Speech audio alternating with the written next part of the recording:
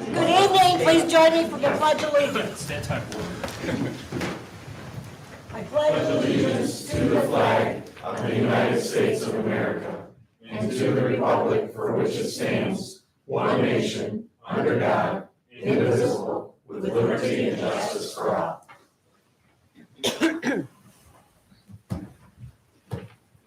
And good evening, Chief Hall. Would you go ahead with the Yeah. presentation, please? Yeah, absolutely. So with us tonight are members of the MACP, Michigan Association of Chiefs of Police. And I'll let Chief Stevenson take it over. Good, thank you. Madam Mayor, City Commissioners, City officials, my name is Bob Stevenson. I'm currently the Executive Director with the Michigan Association of Chiefs of Police. It's been my honor to hold this position for 13 years. Prior to that, I spent 37 years in the city of Livonia, the last 7 as the chief there. I come here tonight representing the Michigan Law Enforcement Accreditation Commission for the awarding of the Certificate of Accreditation to the Lapeer Police Department. This is a huge professional accomplishment. I couldn't be prouder of your police department. I did my police career, as I said, down in Livonia, kind of the southeast Michigan area, which is right on the border of. And your department had a good reputation. But I'm here to tell you, since going through the accreditation process, it's even a better department. When I left my department, they were not accredited. They've since gotten accredited. It's a better department now than the day I left it. We've seen a lot of stuff in the newspaper over the last few years for calls. I'm here to tell you and the citizens of Lapeer, you should be already enacted every single one of those so-called measures. And they did it voluntarily. Nobody told them to do it. So you know you're surrounded by excellence, and I'd like to put it just a little bit in perspective to tell you this. In the state of Michigan, there's 600 police agencies. Of those 600 police agencies, 83 of them are county sheriff's agencies. About 400 of them are municipal agencies such as this. And then the rest are made up of tribal police and hospitals and colleges and universities and such. Of those some 600 agencies that there are in the state of Michigan, your police department is only the 87th to accomplish this. Or to put it in a different way, your department has been able to accomplish what about 85% of the other police departments in this state have yet to do. So it's a significant professional achievement. It was done voluntarily. I couldn't be prouder of the police department. I look forward to police agencies in Michigan are accredited. But today, for that, I'm thankful. So I'm going to turn this over to our program accreditation manager, retired chief, and now our current deputy director at the association, for Ron Wiles, to explain a little bit about the process. Okay. Chief? Thank you. Well, good evening, and thank you for the opportunity to be here. It is certainly my pleasure. As Rob mentioned, my name is Ron Wiles. I'm the deputy director with the Michigan Association of Chiefs of Police and the accreditation program director. I did my law enforcement career just a county over at Grambling Township in Genesee County. Was the chief there for 6 years before retiring and coming to the MACP. You're all somewhat familiar with accreditation. There's a lot of businesses and associations that are accredited. Your kids go to accredited schools. When you're sick or need medical attention, you go to an accredited hospital. Law enforcement is no different. Accreditation is a progressive, time-proven way to increase an agency's overall performance and level of service. Now, the foundation of our program lies in the voluntary compliance of 128 professional standards. Now, the key word there is voluntary. As mentioned, no one made the police department do this. They did it for the sole reason of getting better, to provide better service to the residents of the city of Lapeer. Let me take a minute and kind of walk you through the process of everything they had to do to obtain the significant professional accomplishment. As I tour the state, the first step is sometimes the most difficult. I talk to chiefs across the state and they understand the benefits of accreditation, how it'll make them better. But for whatever reason, sometimes it's hard for them to get over that first hurdle of application. But I'm proud to say, due to the leadership of Chief Howe here at City of Lapeer, you clearly went over that first hurdle and applied and got this process going. Takes us to the second step. Now, the second step is where all the work is done. We call it self-analysis. We give agencies 2 years to accomplish the second step. It is where they take their current written directives, they compare them to our current 128 professional standards, and they have to show compliance in all 128 standards. Now, I can promise you initially, they were compliant with some of those standards right where they were, but there were several standards that they were not compliant. That's where all the work comes in. But we all know it's one thing to say you're compliant with something, but we force our agencies to show that you're compliant as well through these things called proofs. Now, proofs could be anything. It could be a police report, a video, an interview with something the assessor could see. But they have to prove 128 standards. A little bit differently, each of those standards have bullet points. If you add up all those bullet points, we're talking some 600 tasks that this agency had to show compliance with in order to earn their accreditation. Takes us to the third step. The third step is when they're ready, they contact me and I send a team of trained assessors from outside the area and they do a top to bottom review of the law enforcement agency. They're here for a couple days. They do ride-alongs with the officers. They attend roll calls. They do interviews. Some of you may have been involved in that interview process. And they do a top to bottom review to help, again, ensure that their standards and the written directives and the proofs are all in compliance with the standards. Assuming all that is good, they take them to the fourth step. The fourth step is when the chief and the accreditation team sit down in front of the Michigan Law Enforcement Accreditation Commissioners and they have a hearing. The commissioners ask a series of questions to learn more about the department, more about the process, to further gain and show that they're in compliance with the standards. Proud to say in this case, the commissioners approve unanimously to approve the Lapeer City Police Department with full accredited status. Up to this point, they've made a promise. They've made a promise to you as their elected officials. They've made a promise to the department members. They've made a promise to the residents of the city of Lapeer. The fifth and final step is an opportunity for them to keep that promise. We call it reaccreditation. So in 3 years, I'm going to send another team of assessors to the Lapeer Police Department. And again, they're going to do a top to bottom review of this agency to show compliance with all 128 standards. It's a little bit different than in reaccreditation. Now for each year of that 3-year period, they have to have compliance with all of them. It's not just one thing at the end. Each year of that 3-year period, they have to show compliance with all the proofs, all the written directives, in compliance with all the standards. As you can tell, it is a great deal of work. I could not be more proud of the work they've done. It is a significant professional accomplishment, and I'm glad to see that an agency so close to my home has taken that step and earned full accredited status. So with that, I'd like to introduce Chief Brian Ergang. He's the current president of the Michigan Association of Chiefs of Police, and he will do the presentation.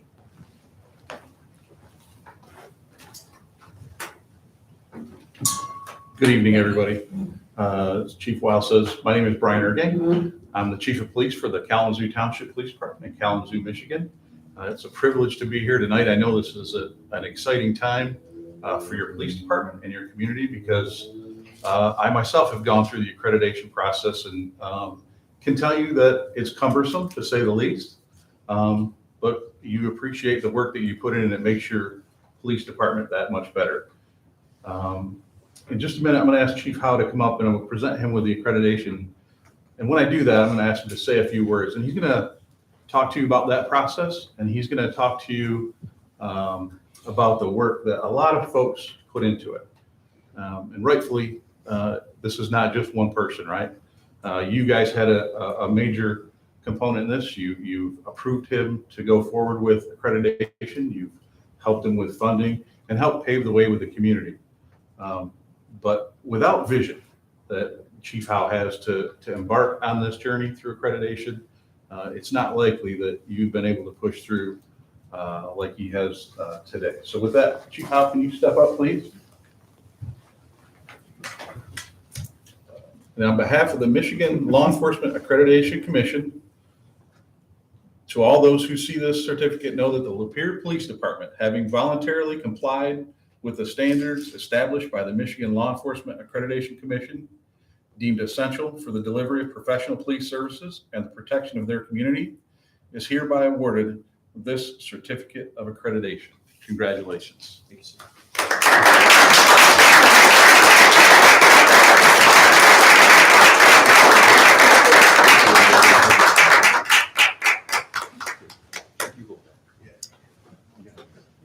done.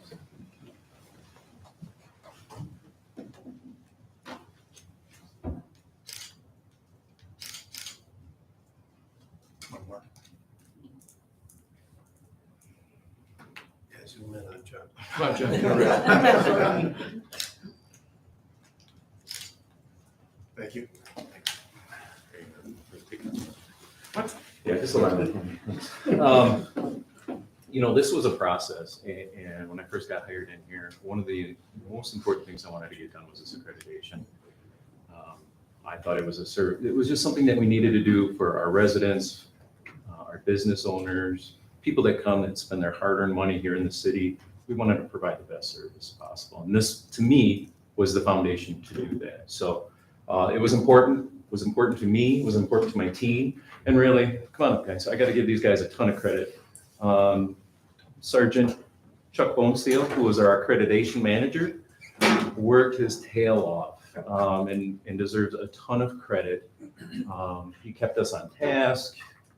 I wouldn't say he bothered us, no, but he did a great job. And without him and his hard work, this just would not have been done, period. John, come on up.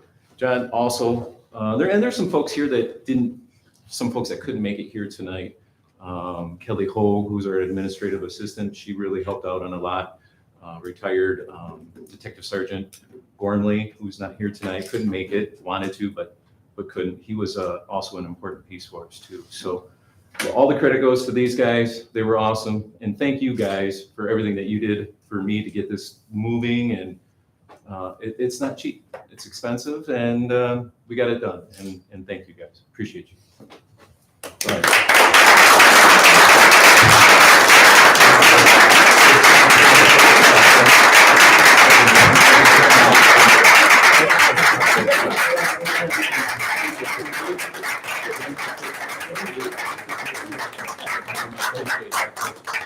Hey, John, will you grab that picture? I'd like to get one more commission in the back. You guys can stand. Perfect. Stand. Chuck, come on up. We're gonna be best buds. But I will. We're supposed to squeeze in. I'm trying. Oh, Raven and Chief. Sorry.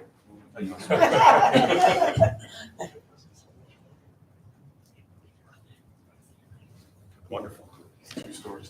Yeah.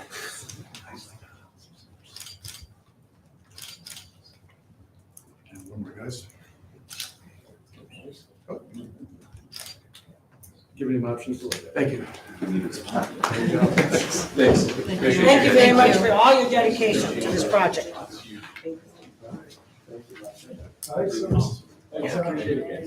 Much as I actually stay for other city council meetings.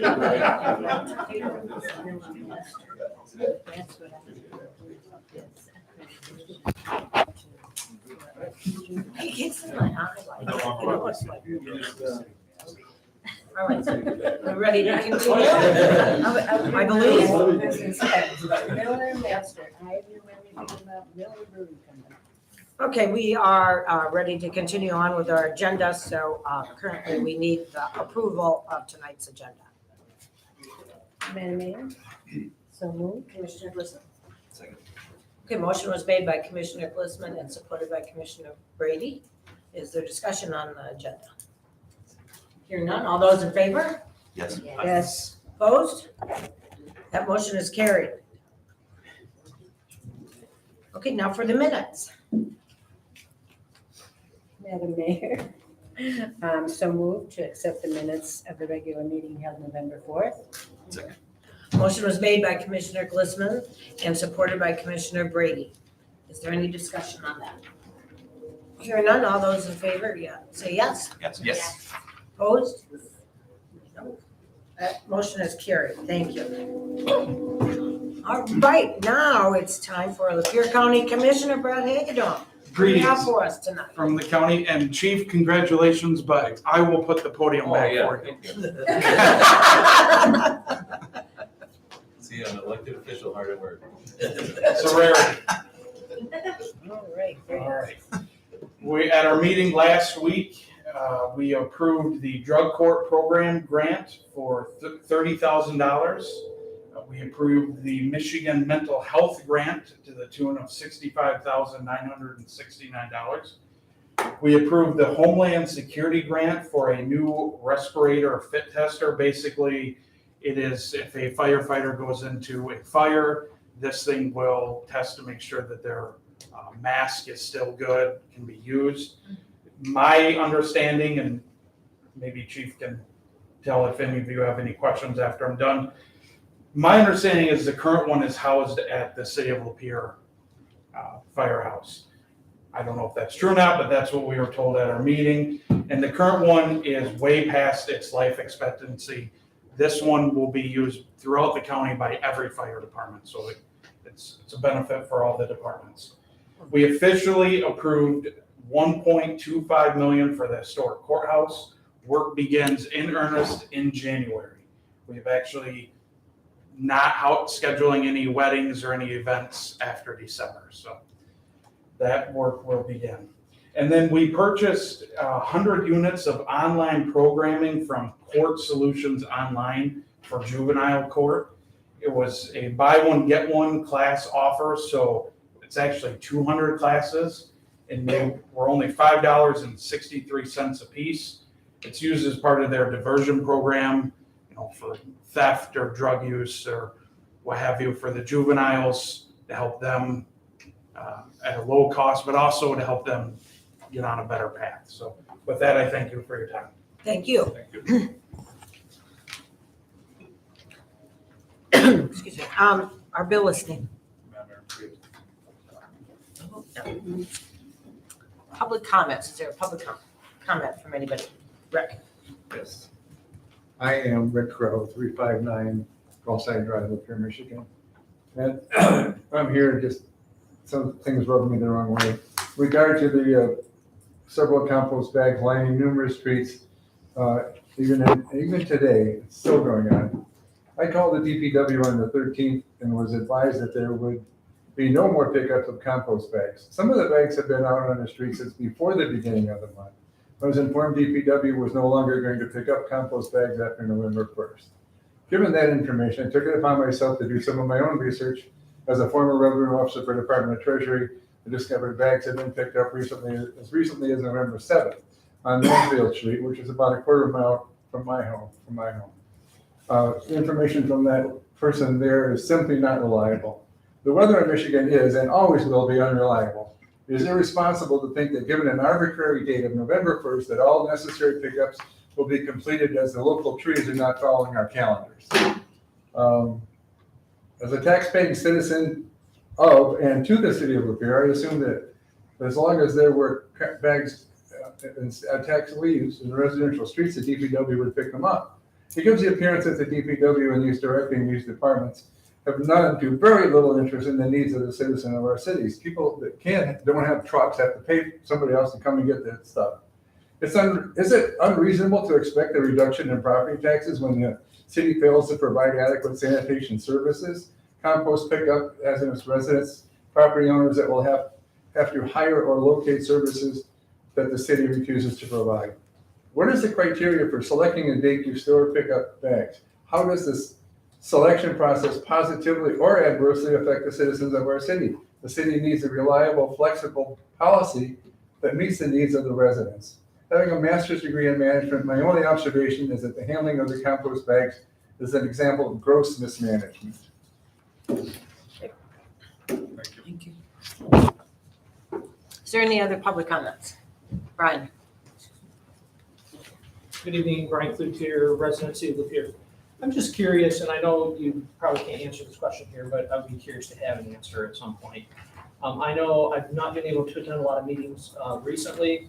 I came to the realization that the city of Lapeer has decided to reduce its operational hours. I know that you've pushed some of those hours to other days, but I'm just curious, what was the benefit and what was the rationale behind closing the city offices on Fridays? And I know it's not just the city offices, it's all the administrative teams for many of the different departments across the city. And I'm just curious what the rationale was, why that decision was made. Was it made at this level or was it some other level? And likewise, is it a permanent decision or is it something that we're just test driving for a while? Those are the questions that I have, and when you can get those answers to me, I would appreciate it. Okay. We'll get back to Brian. Sure. Okay, thank you. Anybody else for public comment? Wait a minute. I'm gonna pray. Okay, go ahead, Commissioner. Adrian?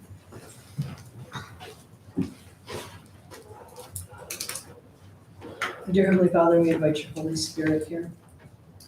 Lord, we have so much to be thankful for in this community, in our state, in our country. Thank you for always having your ever-present hand on each of us. We pray that you'll be with us tonight in this meeting, that it would be productive, that we would be clear speaking to each other, kind speaking to each other, and that the process would be one that pushes us forward as a community and helps us to better serve the community, because that's what we're here for, is to serve the community and you, Lord. So I pray that you would just guide and direct this meeting, give us all good attitudes and clear minds and kind tongues. I pray a hedge of protection around our city, our state, our country. I ask this all in Jesus' name. Amen. Okay, any other public comments? All right, we'll move on then to the administrative reports, which would be the ordinance amendments. Do you want to? do the bills. Oh, geez, we gotta pay the bills? Okay, bill listing. Madam Mayor, Commissioner Brady. I make a motion to approve the bill listing for November 18th, 2024 in the amount of $708,946.74. Support. Okay, motion was made by Commissioner Brady and supported by Commissioner Swindell. Is there discussion regarding the bills? Hearing none, all those in favor say yes. Yes. Yes. And roll call. I'm not with it. Okay, roll call, please. Commissioner Atwood, Yes. Commissioner Brady. Yes. Commissioner Glistman. Yes. Commissioner Petrie, Yes. Commissioner Swindell. Yes. Motion's carried. Now, administrative report. Do you want to begin on that? If you're ready for it, yes. Yes. So you guys are all very aware that we've been working on update to the city's marijuana ordinances. There are 6 proposed marijuana ordinance amendments in front of you. We've been working on these for, goodness, so long I can't remember when we started working on these. The Planning Commission reviewed these on Thursday. They unanimously recommended them to this body for approval. And at this time, I would ask that you guys introduce/read the first time so that we can consider these for approval at your December 2nd meeting. Okay, I need a Commissioner Brady. I make a motion to introduce an amendment to Chapter 7 zoning, subsection 7-602, schedule of uses, subsection 7-802, schedule of uses, subsection 7-1002, schedule of uses, subsection 7-13.12, medical marijuana facilities and adult use recreational marijuana establishments, Chapter 68, medical marijuana facilities, subsection 68-1 to 68-8, and Chapter 69, adult use marijuana businesses and facilities, subsection 69-1 to subsection 69-6 of the general ordinances of the city of Lapeer. Support. Oh, you don't need support for introduction, but thank you. Madam Mayor, we did previously talk about the option to discuss these at the city commission's leisure so that we don't surprise us in the future. Is that something you'd like to do? Sure, that's not a problem. Does any of the commissioners have any questions regarding any of these ordinances? If you haven't had those answers. Questions answered. I always do. Go ahead, Commissioner Petrie. Well, I have several, but I would like to take the time to discuss it only because it's so important to our community. So hopefully everybody will have some interaction here today. One of the things that I want to clarify is if somebody could clarify the license, the city's process for license transferring. Which section are you actually on? I'm just looking at goal number 12. Number 12. So I don't know where exactly. So I'll start just by saying, obviously, there's 6 ordinances here. I don't remember exactly how many pages are in the packet regarding these, but, you know, it would take a significant amount of time to identify every single, language that you're looking for. I can tell you just in general speak, the policy that the city attorney and I tried to put into this new ordinance is, and this is just my opinion, it seems like the transfers have been done a little don't want to say loosey-goosey, because we've been following the ordinance as it was written, but I believe firmly that the citizens and the commission should have the authority to review each and every new marijuana business that comes into this community as though they were a new business, because they are. So, the old way of doing it was we basically allowed you to transfer it to some new business just through the clerk's office. Well, under this new ordinance, we should have the authority to review every transfer as though it was being a transfer to an entirely new business. So you'll have the ability to review, the ownership, their proposed security plans. They'll have to basically adopt the site plan approval from the original site plan approval. But that has the ability for us to say, look, you, right there, you adopted it, so you can't change it. It's the method we used in my old community, and it seemed to be pretty effective there. And as we discussed prior to this meeting, if you want to send me your questions, I can send you these specific citations in the ordinances. I just don't want to go through it right here, right now, if that's okay. But I could talk to you in generalities. Well, I just wanted to say that I attended the planning commission on Thursday, and Alex did an overhead with them with the maps, and to me, for the audience, it was very helpful, and I felt like that would be very helpful to us as a body to go over that with us too. We're the ones approving it. I know the planning commission sent it to us, but we are the ones who will sign this, and I am concerned about, right now, marijuana is a Schedule 1. Is that correct? Schedule. Under federal law, yes. Right.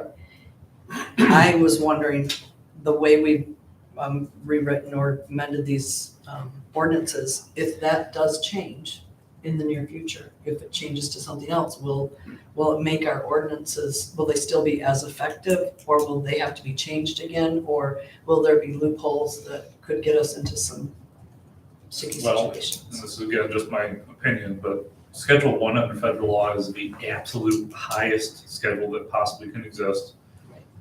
Since 1990 something, states of Colorado, Washington, they've had legal marijuana at the state level. If the scheduling under federal law is reduced, I don't think that has any problems for the city's authority under state law. In fact, I think we make it easier and better. Now, we've written this according to what state law says, not what federal law says. So it should have no effect, in my opinion. Mr. Franklin? I agree wholeheartedly. It would have no impact on our licensing, similar to a lot of things, but it would have no impact. Our licensing under the ordinance talks about what you have to do to be able to grow, sell, all the other aspects of marijuana within the city.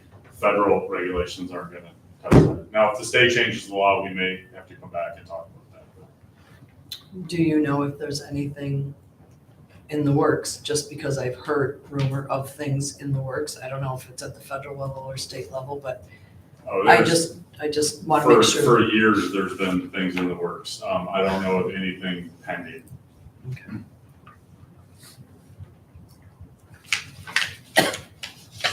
Excuse me.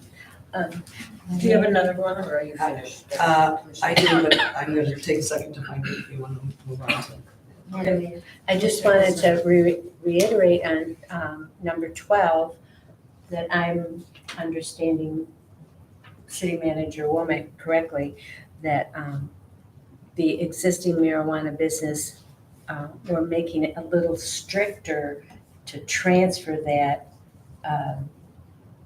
license or have them start over as a brand new business, so that if we decided that they were not a fit for Lapeer, that they could be stopped from gaining that license from the previous business. Yes and no. So as I indicated before, we're going to basically be treating license transfers as though it were a new business coming in, and they have to prove everything. Okay. However, Okay. I'm a little concerned about your use of not a fit for Lapeer, because we're not judging these things based on whether we like the color of their, their jib or whatever. If they meet the legal requirements of the city, we would then be authorized and required to give them their licensure.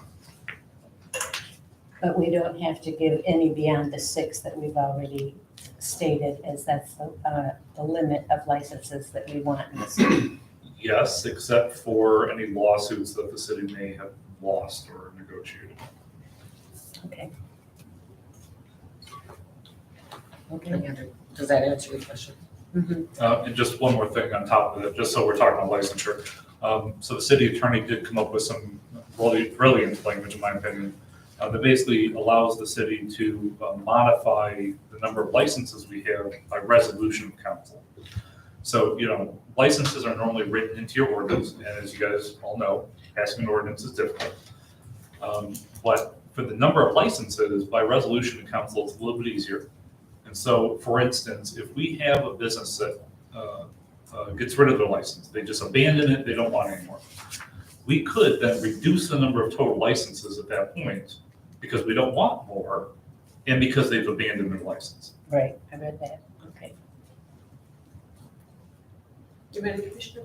The co-location, word, I was reading the change in the ordinance and it does say has had or been licensed as a medicinal marijuana. Do they just have to have the license? Or do they have to co-locate? In other words, my concern is I don't want 6 recreational and 6 medicinal, so we have 12 all over the city. Will they have to co-locate and be in the same building? Yep. So there was language in the old ordinances which suggested that they have to co-locate. This update is making a hard requirement. So as far as I know, all the retailers also are co-located with medical dispensaries right now. Making sure that the language is unambiguous, there's no question about it. The secret is not being grown anymore. It's very difficult to actually obtain medical marijuana. So what they've taken to doing is they maintain the licenses because they're required to, but they then end up selling marijuana at a medical price, even though it's not necessarily medical marijuana. Because there is no requirement to get licensure under recreational marijuana, right? So somebody who might have a medical license can come into your store, marijuana retailer store, present their license, and then get a discount commensurate with what the medical prices would have been. Okay? There's nothing illegal about that. There's nothing morally reprehensible or wrong about that.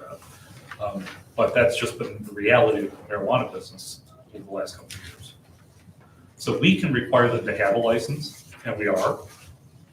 But the reality of what's going on in the store, there's nothing we can do about it. But then will that open us up to having another facility?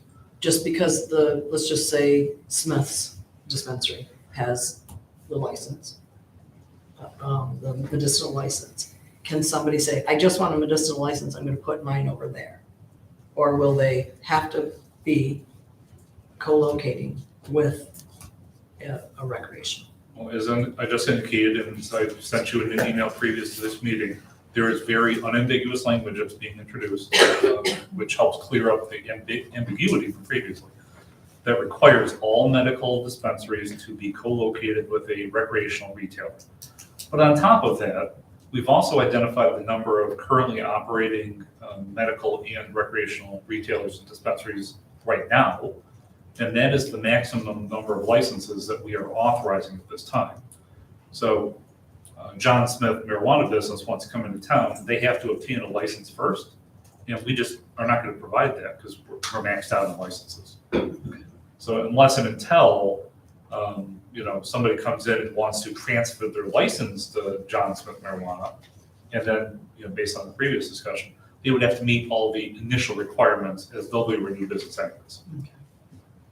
One of the other concerns that I had, it talked about who will be handling or who it will be reporting to, and there's a list, I think of like 6 different.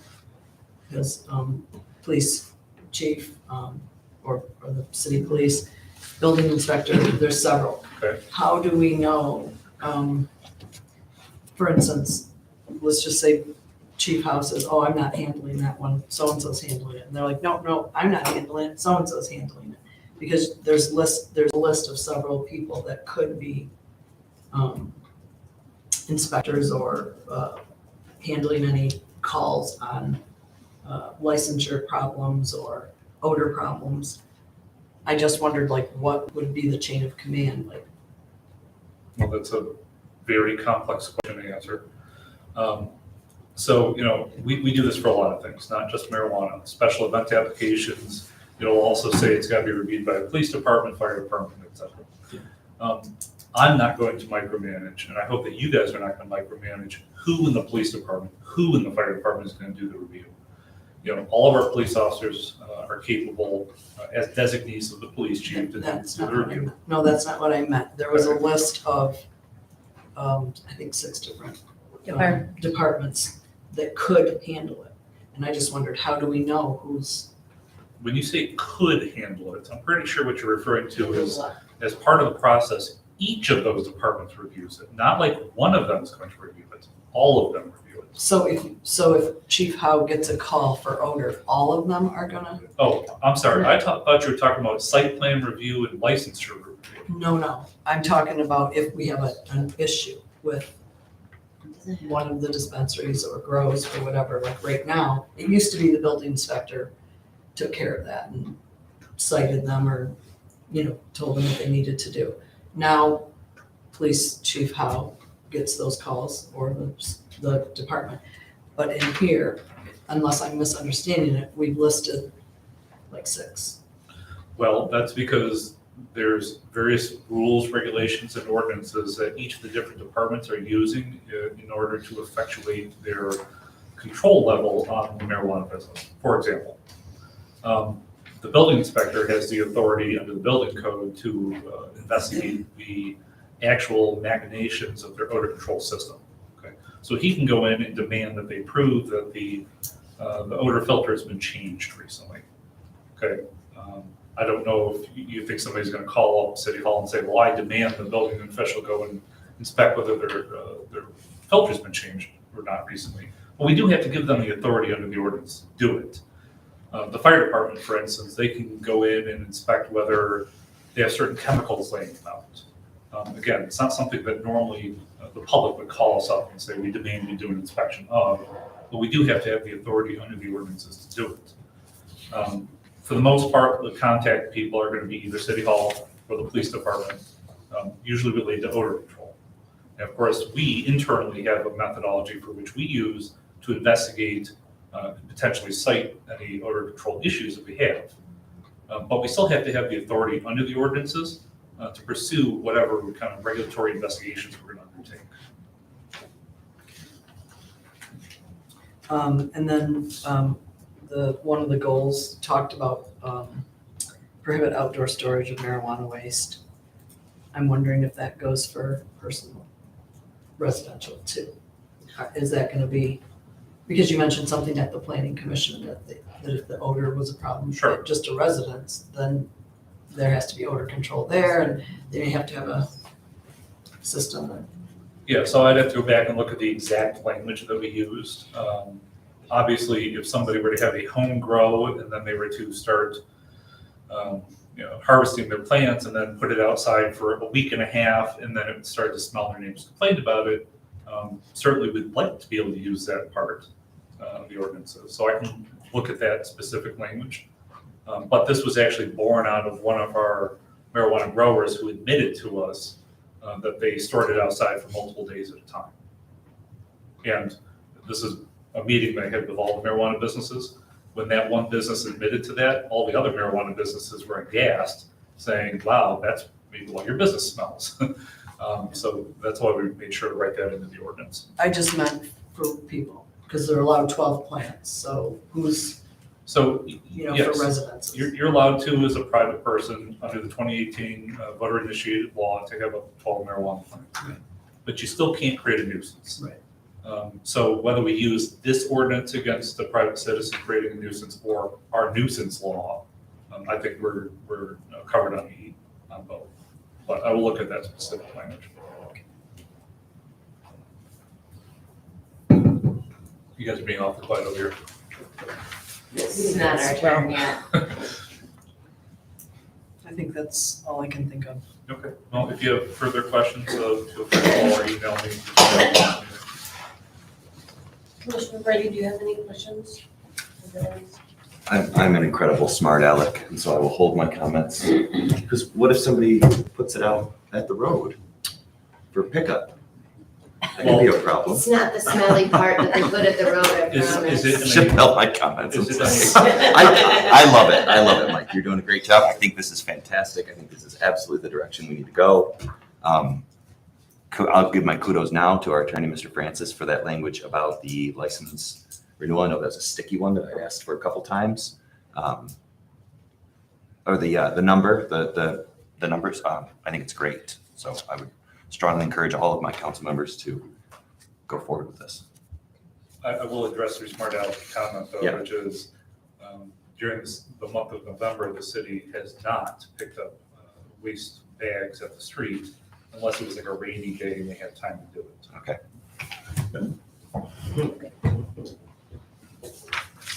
Commissioner Glissner? Yeah, Questions? You're good? Okay.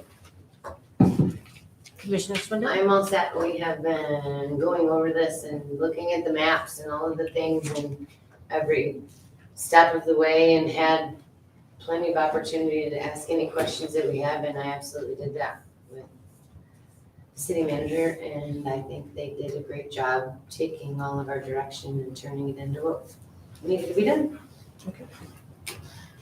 Commissioner Adler? No, you didn't ask any, no. Just kidding. I don't really have any questions at this point. I plan on, going through it again before voting and stuff, so. I might have some questions then or beforehand, but this might be the first piece that I actually vote yes on. I voted no on all marijuana so far, so. There was another one you guessed. Okay. Oh, yes, there was. That was a certain situation. But yeah, at this point, You're good. yeah, I'm good right now. Okay. Well, I think both city manager, Mike Womack, and our city attorney has done a great job with trying to take care and revise our city ordinances. And so thank you for doing so. I hope this should cover the majority of our problems or situations. So we'll go with that. Just one Commissioner more clarification to the public and to all of us. A lot of this won't be applicable to existing.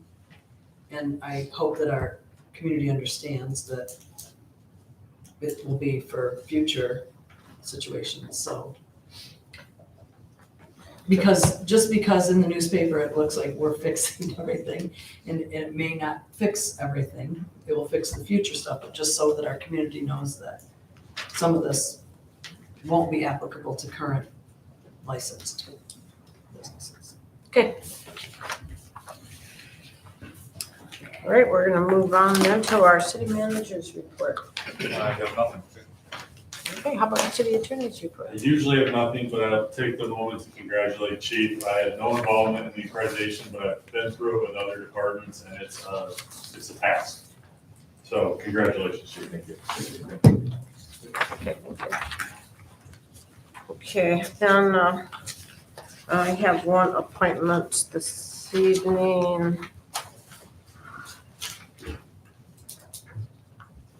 And that would be for Janice Ferdin for TIFA, Tax Increment Finance Authority. And I would like to, I need to have two commissioners confirm that. Commissioner Brady. I support that. I do as well. Okay, motion was confirmed by Commissioner Brady and Commissioner Swindell. Discussion regarding that? Okay, all those in favor? Yes. Yes. Yes. Opposed? Carried. Thank you.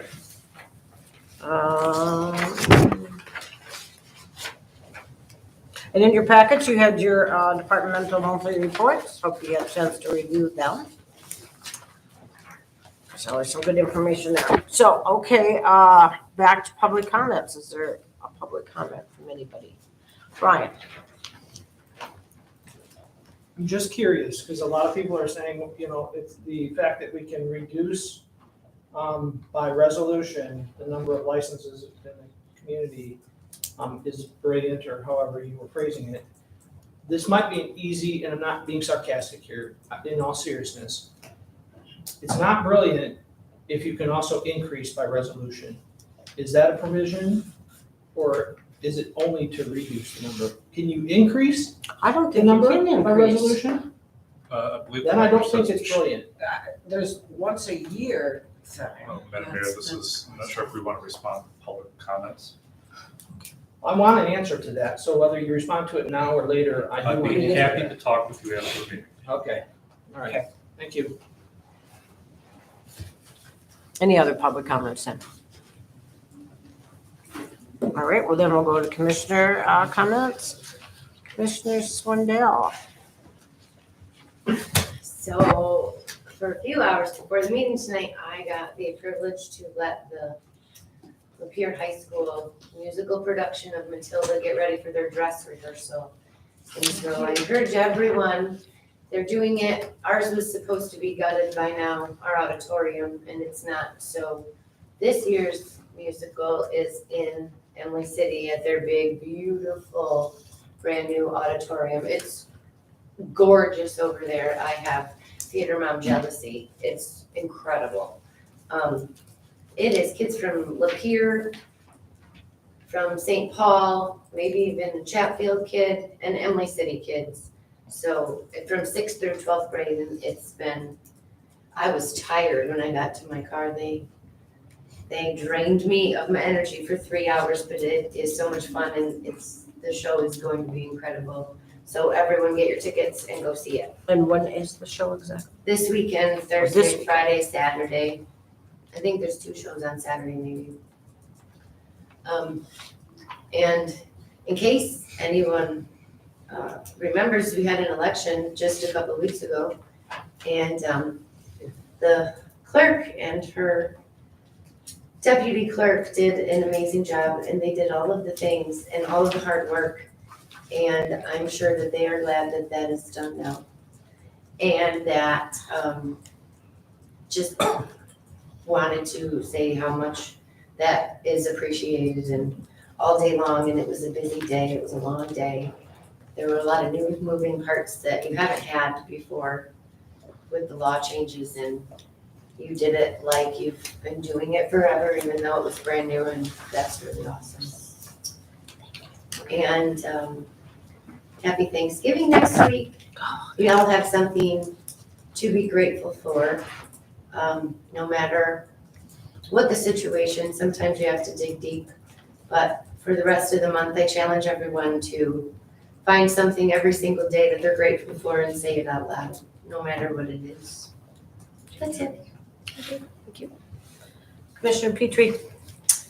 I have a few things. First, I wanted to congratulate Chief Howland. Thank you for caring enough about our community to do all that hard work, all of you and your guys. We depend on you for our safety, and our fire chief, and so thank you for your hard work. I wanted to thank Jeff Graham, because I think he's taken probably a lot of heat right now because of the leaves, and the leaves are falling when they want to fall. We get that. But I'm thinking maybe we need to look at a different policy for November for Indian summers like we had this time, where the leaves did hang on and hang on. I can only speak from being a resident in the city for 34 years, just what I'm trained to do, and that is rake, get them out to the road when we see the signs, yard bags. I couldn't swear in a court of law what date I put my yard bags out, but I know at the end of the season, I need to get them out so that my yard's done for the winter. So maybe we need to look at staffing, or how we're doing that, or being flexible. I know that I was at the meeting where they approved the new leaf pickup thing and that it's supposed to be so much more efficient and hold a lot more leaves. So I feel like where there's a will, there's a way. And maybe I'm wrong on this, Jeff, but I look at you guys I'm very grateful for all that you do for our city and the way you make it look and function. And I kind of look at you guys like the set designers, and you make our city look clean and neat and safe and beautiful and make people want to come in and stay or come back again. And so I just think that there's a way that we can all come up with a better plan for this so that the leaves are gone. It's safe for the kids. It's safe for traffic. Certain leaves that are diseased, if they lay too long, they can spread disease to other trees. So there's just a lot of concerns. So I don't want you to think that I am on your department in a negative way. I just think there's got to be a way we can all figure this out. We're professional, smart, hardworking people. So I want to figure that out. I'm going to bring up the elephant in the room, and probably the city employees are going to just not like me. But Brian brought up the hours of operation, and I already had that on my radar. I've had so many people say, are they not picking up the leaves because they're only open 4 days a week now? And I'm like, no, that's not it. I don't have the answer. But City Hall not being open on Friday at all feels to so many wrong, because we are the county seat.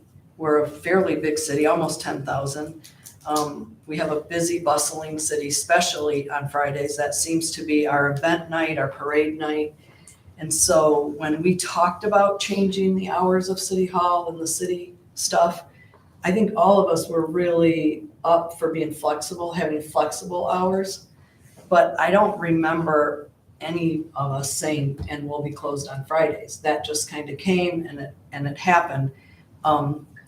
And I just think that we need to possibly relook at that, even if we have where one Friday crew works that Friday and the other Friday crew gets that Friday off, but that we have some hours available or shortened hours or something. I just think we need to look at it. I've had so many people say, what the heck is going on? And we are a service, we're a government entity. We are here to serve the taxpayers, and I think we have to make it look like we want to be here to serve them. So I just think we need to look at that, not trying to make anybody work any more than they're supposed to. And I am flexible in that, like maybe shortened hours on Friday or something, but I've had a lot of phone calls and a lot of conversations where people are like, what happened? So just putting that out there. I mentioned earlier tonight that I attended the Planning Commission meeting, and something that's been brought up a couple of times by a couple of the planning commissioners was saying that they would love to review any applicants for the Planning Commission because they would love to see who wants to join their team. They are probably the most able to determine if it would be a good fit, if they'd have a good enough experience, the amount of experience they need for it. And so I, as a commissioner, think that's a great idea, that just like the DDA, they always look at all the applicants and then the DDA is like, hey, we think this is a good fit. And then that person is put forward. So I'm just making that suggestion. I think that's a good idea for the planning commission, the current planning commission, to get to look at all the applications too.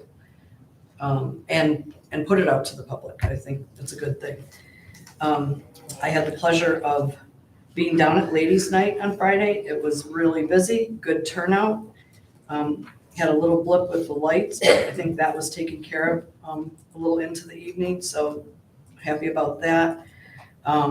It does something to our downtown. When there's music playing and people bustling, it is reminiscent of the old days before big box stores, and it's just a warm, comfortable, safe, fun holiday feeling. So I'm hoping we can have more of those. Not necessarily ladies' night, but evening things that bring people out.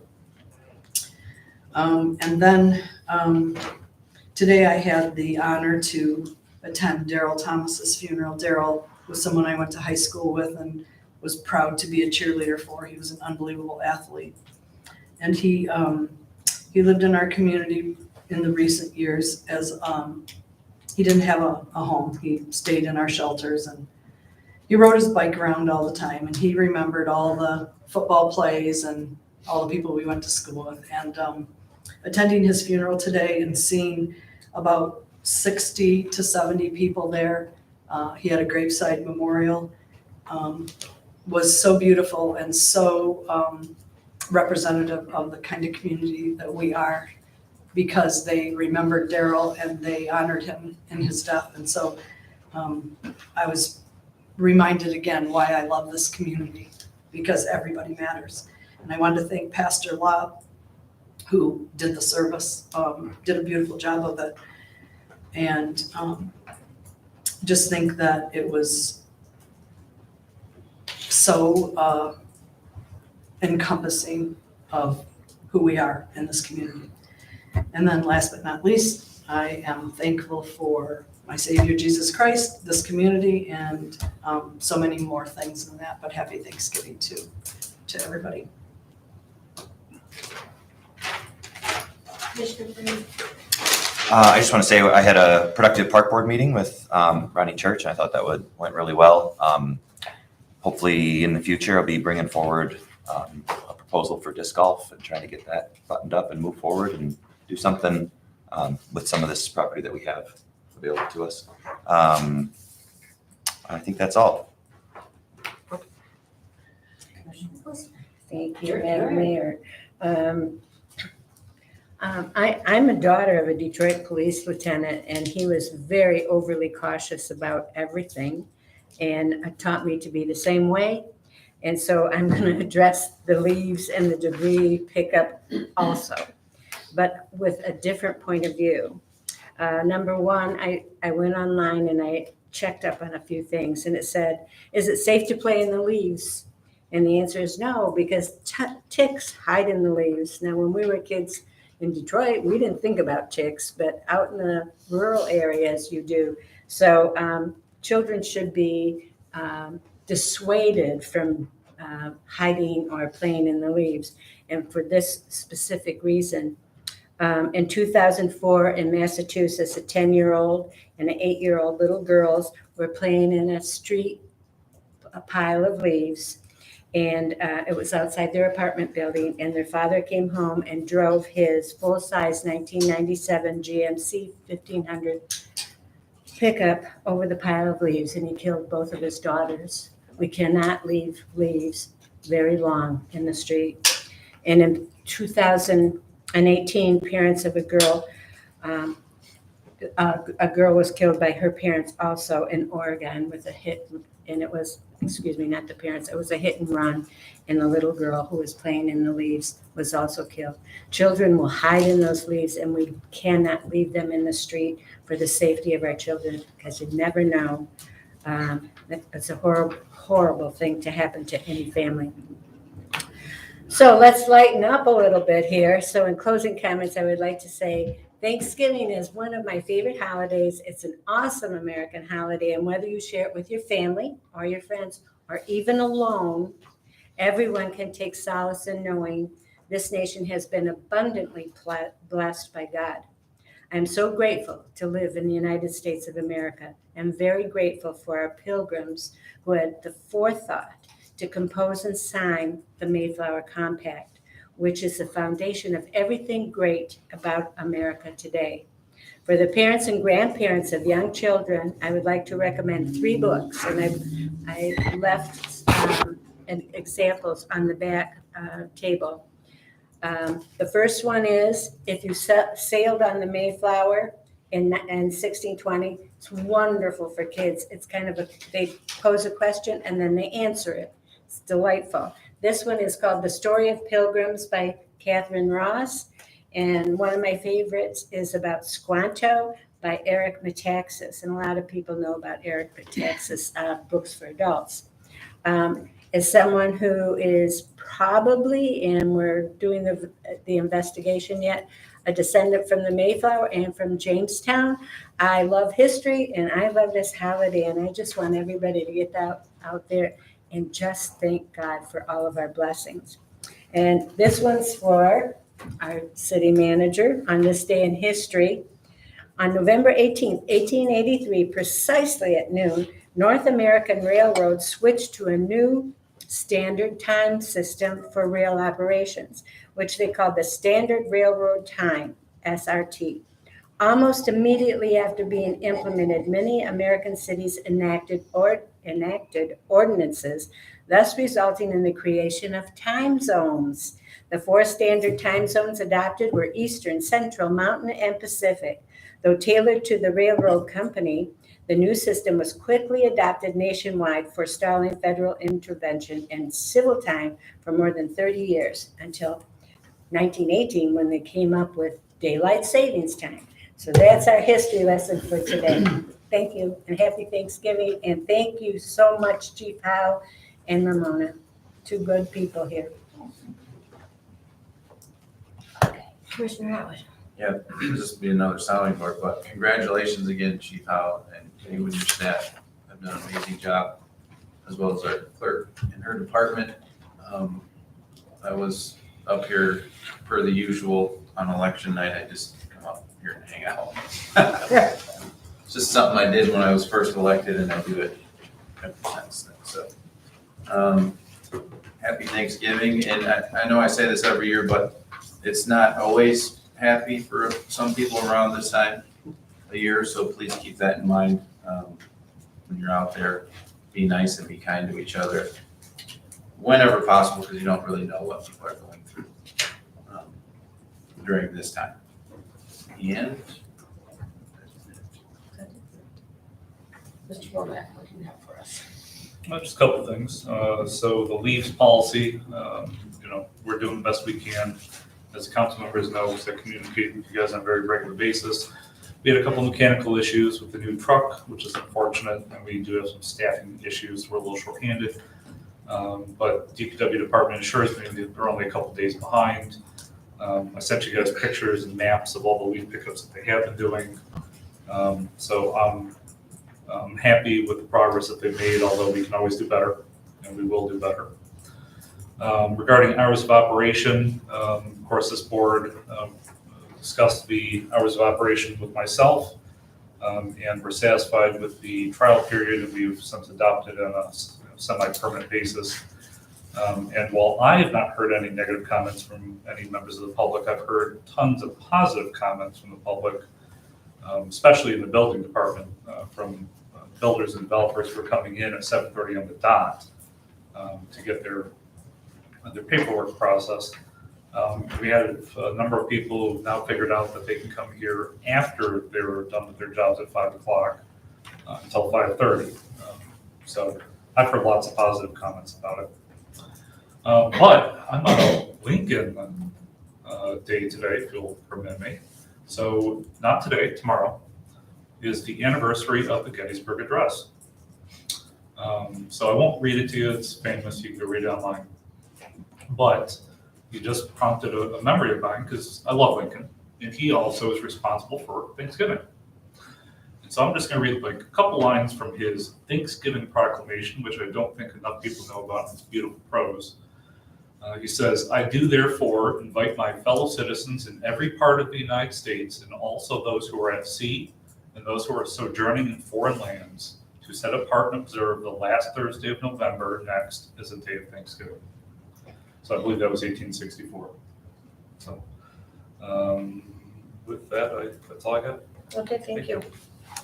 I too would like to thank Ramona, Dana, and any of your other staff that have worked on the elections and polling, et cetera.